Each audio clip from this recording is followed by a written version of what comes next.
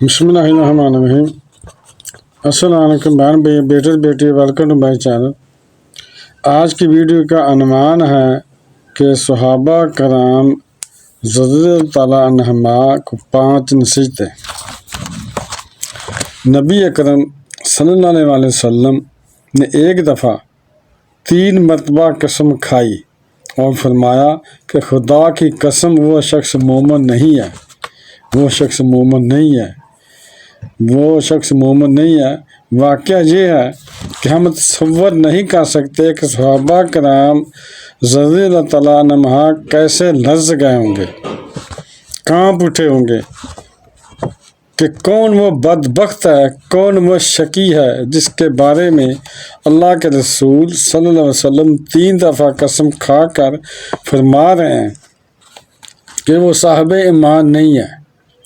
قیل من یا رسول اللہ، کسی نے ڈرتے ڈرتے پوچھا ہوگا کہ اے اللہ کے رسول صلی اللہ علیہ وسلم، آپ کس بارے میں ارشاد فرما رہے ہیں؟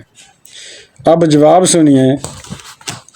آپ صلی اللہ علیہ وسلم نے فرمایا کہ وہ شخص کہ جس کی ایذا زانی کی وجہ سے، جس کی بدخلقی کی وجہ سے اس کا پڑوسی امن میں نہیں ہے، یعنی یہاں سے اندازہ لگا لیں کہ وہ صاحب ایمان شخص نہیں ہے۔ 3 دفعہ قسم اٹھا کر کہا پڑوسی کے بارے میں۔ یہاں سے اندازہ ہوتا ہے کہ پڑوسی کا کتنا خیال رکھنا چاہیے، اسے بالکل تنگ نہیں کرنا چاہیے۔ کیا یہ کوئی کبیرہ گناہ ہے؟ آپ کی فہرست میں تو کوئی گناہ ہی نہیں ہوگا نا۔ کبیرہ کا کیا سوال سیدھا بھی نہیں ہوگا آپ کی نظر میں۔ زیادہ تر آپ یہ کہیں گے کہ یہ بد اخلاقی ہے، بس اچھا کردار کا معاملہ نہیں ہے، یہ کہیں گے، گناہ کی فہرست میں نہیں لائیں گے اسے۔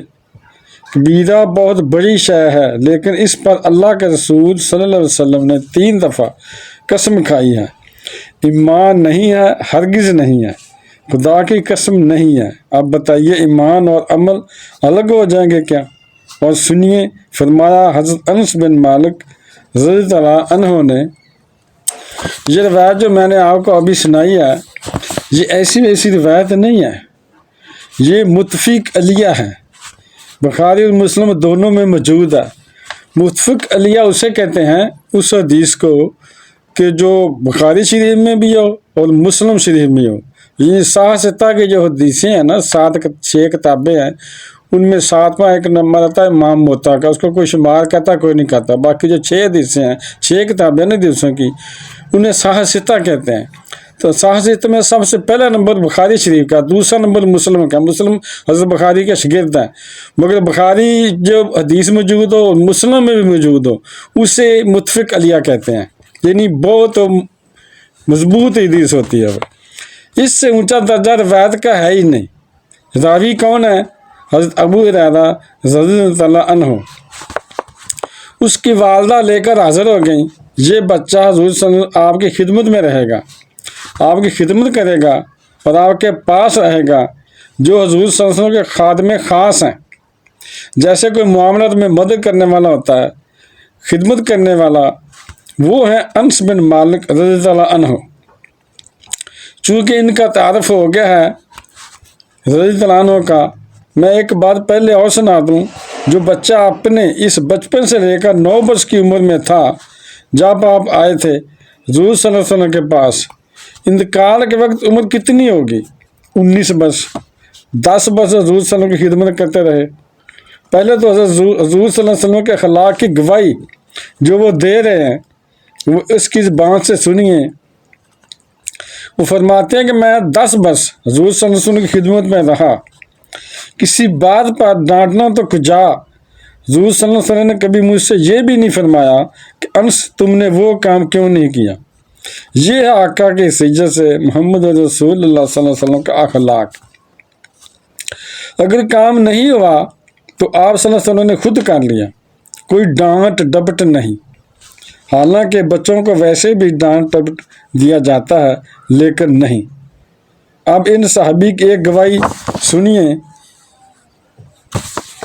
فرماتے ہیں کہ شاید ہی کبھی ایسا ہوا ہوگا کہ حضور صلی اللہ علیہ وسلم نے کبھی خطبہ ارشاد فرمایا ہو اور اس میں یہ الفاظ نہ ہوں، جب بھی آپ صلی اللہ علیہ وسلم خطبہ دیتے تھے تو یہ الفاظ ضرور فرماتے تھے کہ جس شخص میں امانت داری نہیں اس کا کوئی ایمان نہیں، جس میں وفائے عہد نہیں اس کا کوئی دین نہیں، بنا پھرتا ہے یعنی بنا پھرتا ہے وہ دیندار، جتنا مزید دیندار بنتا رہے کوئی صاحب ایمان کہلاتا پھرے، امتی حضور صلی اللہ علیہ وسلم کا بنتا پھرے، کہتا پھرے کہ میں امتی ہوں، اگر امانت داری نہیں ہے تو کچھ نہیں ہے، ایمان نہیں ہے، وفائے عہد نہیں ہے تو اس کا دین نہیں ہے۔ کس کا فرمان ہے؟ کسی آج کے زمانے کی مفتی کی بات نہ سمجھ لیجئے، جس کو آسانی سے چاہیں تو رد کر دیں، یہ محمد رسول اللہ صلی اللہ علیہ وسلم کا فرمان ہے۔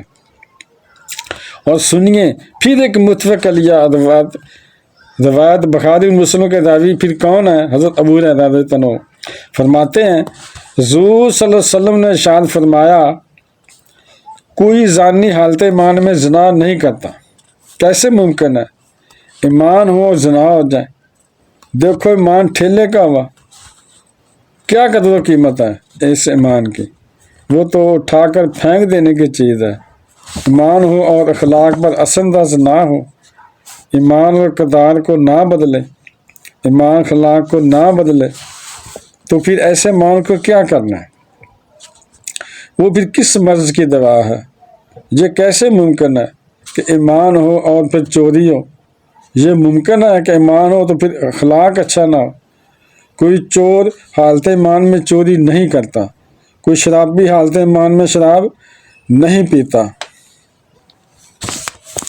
کوئی شراب پینے والا اس وقت مومن نہیں ہوتا جب وہ شراب پی رہا ہوتا ہے، یعنی اس کے اندر اس وقت ایمان نہیں ہوتا، ایمان نکل جاتا ہے، دوبارہ ایمان آتا جب وہ استغفار توبہ کرتا ہے، اس وقت اس کے دل سے ایمان نکل جاتا ہے۔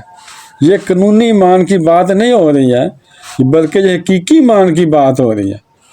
قانونی ایمان کی بات ہو تو پھر یہ کافر ہو گیا، کافر نہیں، قانونی ایمان کا دار و مدار قول پر ہے، یہ وہ حقیقی ایمان ہے، قلبی یقین والا ایمان ہے۔ اس کے بارے میں فرمایا جا رہا ہے کہ جب وہ دل سے نکل جاتا ہے تو گناہ ہو سکتا ہے۔ میں آخر میں دعا کرتا ہوں کہ اللہ تعالی ہمیں دین کی سمجھ عطا فرمائے اور اس پر عمل کرنے کی توفیق عطا فرمائے، آمین ثم آمین، وما علینا الا البلاغ المبین۔